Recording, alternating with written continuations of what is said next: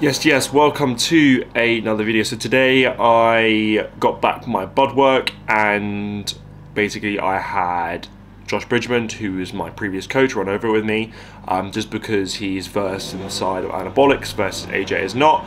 So obviously I wanted to have someone with a more experienced skill set on it, as well as obviously I have my own skill set from doing the J3 university course. However, I do not have any practical application. So I basically wanted to have someone basically run over with me, but as I said, unfortunately the audio quality, the audio has been corrupted on it.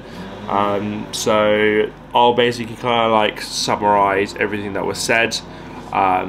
So basically, if I whip up my bloods now, so obviously I'll put this on screen. So red blood cell count, everything's in like the norm. So nothing to worry about there.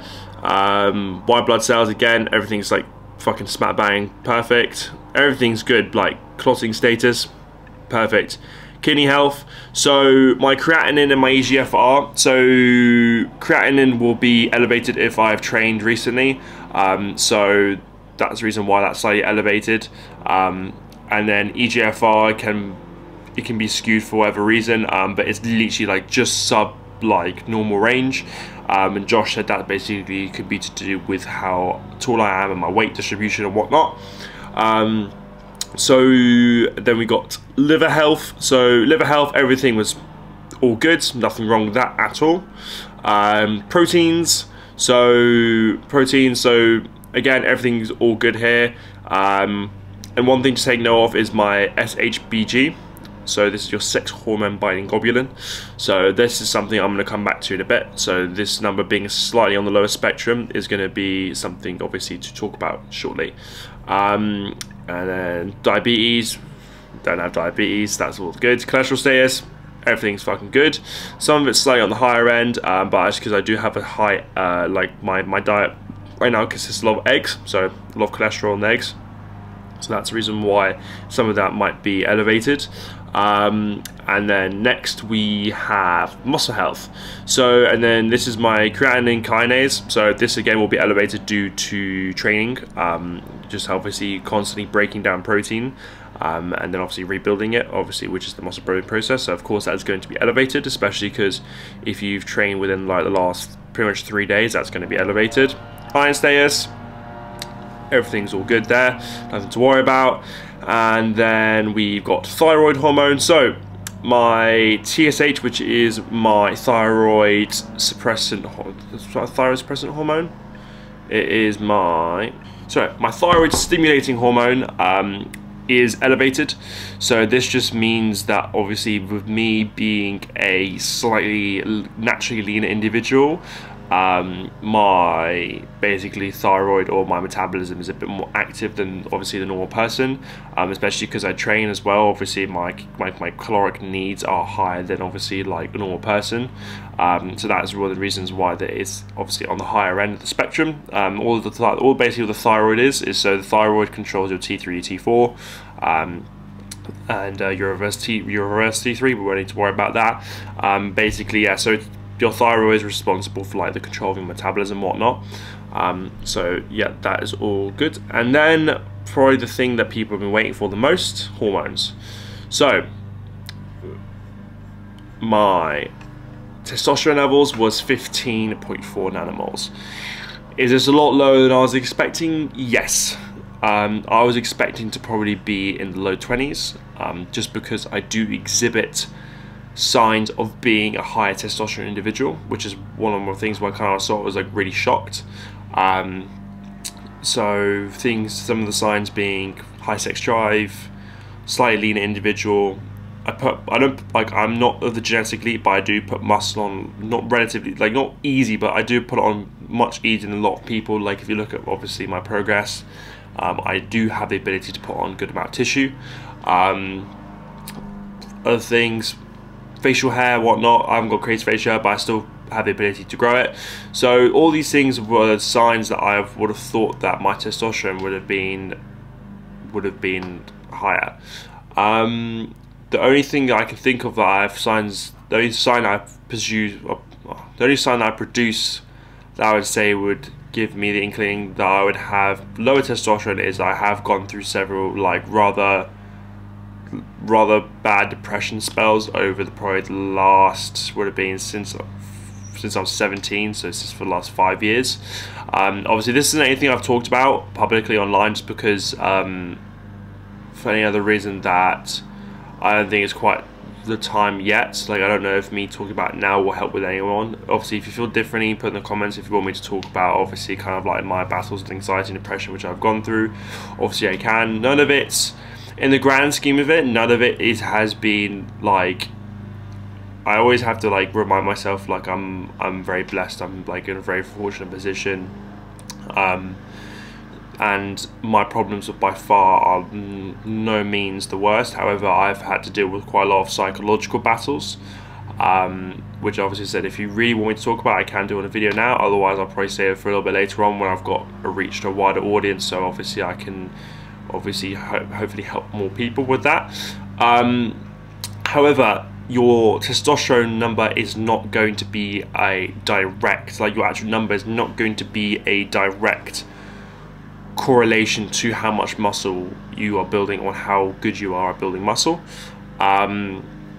So despite me having 50 nanomoles, it's not always about the number. Obviously the number is going to help, but it's about how your body utilizes testosterone, not necessarily about how much you have.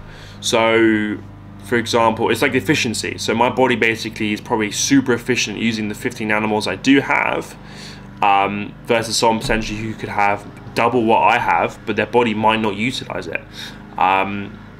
So that is also something to think about, obviously, which is a good thing and a bad thing, obviously, because bad thing in terms of, oh, you want your testosterone number to be obviously higher. However, it just means good, because that means when I do then introduce exogenous, so like steroids, testosterone, it means my body's got a good chance of utilizing it better, which means I won't need to take as high doses, which obviously means better for my health and whatnot. And then everything else was good, so prostate and whatnot. So going back to also to my sex hormone binding globulin. So as I said, this my SHBG, it's easy to say, is slightly on the lower end, which just can mean I do have a bit more free testosterone kind of roaming around, which obviously kind of links back to what I said about obviously about what is, about having, it's not about the numbers necessarily, it's about what you do with it. And then I think another thing was my LH. So my LH was slightly high. So what your LH is basically, it's your luteinizing hormone. So having high LH potentially could mean that my testes aren't producing as much testosterone as they need to be. For whatever reason that might be, fuck knows. Obviously there's like you'd have to get tests done, and there's a million and one reasons right now I can think off the top of my head. But that obviously could be another reason why my testosterone isn't as high as it could be, because I'm just above the natural range for my LH. So basically the combination of that, along with obviously other things, does that mean I'm ready to take steroids? According to my health markers, yes. The main takeaway is with this video is I want you to understand, like, you need to have a set of basic. If your first set of bloods aren't healthy, do not start. Okay, just because you get them done doesn't mean okay now I can start. You need to make sure all your normal health markers are in the green. So for example, with mine, everything is literally in the green. Everything where it needs to be is in the green. Everything makes sense. I understand how my body works and all that kind of stuff. Like, I'm good with supplementing all my health supplements and whatnot, and obviously that reflects in my blood work. Obviously we'll do another video where we go back to we'll do another video where we do on my blood work, obviously once I finish prep. And literally I'll do my bloods on the Monday, and then I'll probably start, I've got my results by Tuesday or Wednesday, and I start on the Wednesday. So yeah, and talking with Josh originally, he says literally start with 150 megs test, and then every 8 or so weeks just bump it 25 milligrams, and basically until we basically get what it will be my kind of my max testosterone dosage without side effects. and then from there you can basically then start to do more complex stack design and whatnot. So yeah, and the first cycle will be a year. Like, I won't be coming off for the first year. It would just be gradual increase, gradual increase, gradual increase, and then yeah, fucking looking forward to it. But no, so your main health markers to keep an eye on in terms of for when you start, because obviously some of these obviously are probably irrelevant, but some of them are very, very relevant. So we need to keep an eye on my cholesterol, my liver and my kidney, and also need to keep an eye on my blood glucose, and my estrogen testosterone balance and whatnot. So yeah, hopefully this, obviously it's not been the most crazy in-depth video, because obviously I had loads of shit said obviously on this like screen recording I have, but unfortunately there is no fucking audio on it, so not ideal. So nevertheless, hope you guys have enjoyed this video. I know it's a short and sweet one, but yeah, next video will probably be either a training video or a 4-day meeting. Let me know in the comments which one you'd rather me do. But yeah, I really hope this kind of like displays obviously the lengths I'm going to and how safe I'm going to be. I already have a few friends now obviously who've just started their steroid cycles, being George Osborne. Again, watch his content, you'll see blood work's done, shit tons of health supplements, being smart. My mate Sam Newlove, same thing, being safe with it, being smart with it, all that good stuff.